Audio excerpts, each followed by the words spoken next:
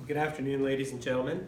In today's class, you're going to be learning about the relationship between voltage, resistance, and current.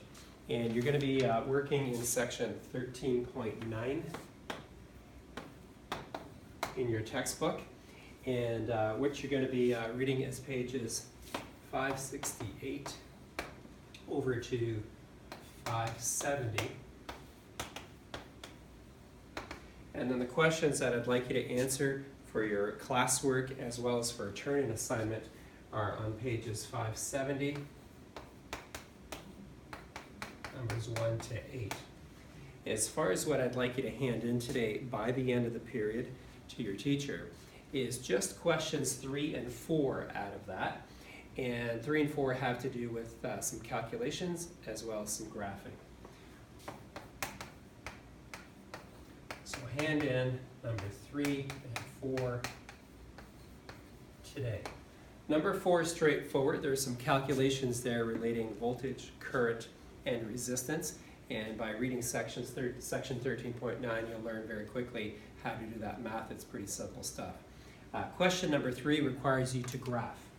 And what I'd like you to do is to obtain a piece of graph paper. If you don't have any on your own, please borrow some, or I have some up here at the front for you to use. Remember, when you graph, very quickly, use a ruler. And as we all remember, up here there has to be a title. Make sure you got a title at the top of your graph. That title should be appropriate for what's in there. And it's a graph of this versus that. Remember to label your axes. So over here, label what it is. Make sure you have the units. Same thing over here, label. And units and brackets. Make sure that your scale is consistent. So if that's 2, that's got to be 4, that's got to be 6, that's got to be 8, and so on, whatever you do. Start at 0 in both directions. Do not do something like this, where the first line is 10, and then you go 11, 12, 13.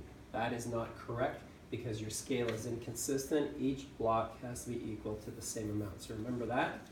When you plot it, you're going to get a series of points. And when you get your points, you all remember, of course, that what you're going to do is a line of best fit that goes through most, if not all of those points. Doesn't matter if you hit every point, make sure that you have a nice straight line. I'm looking to see that you do that with a ruler, do it nice and neatly. You should be able to calculate rise over run for that, and that's going to give you your resistance, and that's voltage versus current. All right, so good luck with that. So today, once again, hand in page 570, numbers 3 and 4. That's for marks. And don't forget the homework from last time. On Tuesday, a couple of days ago, you had page 566. And that was numbers 2 to 7. And when I see you guys again on Monday, we're going to have the test. If you need to come in for extra help, please come in for that. And then I'm also going to check that you've done this work. And good luck studying on the weekend. Hope you do well on Monday when I see you.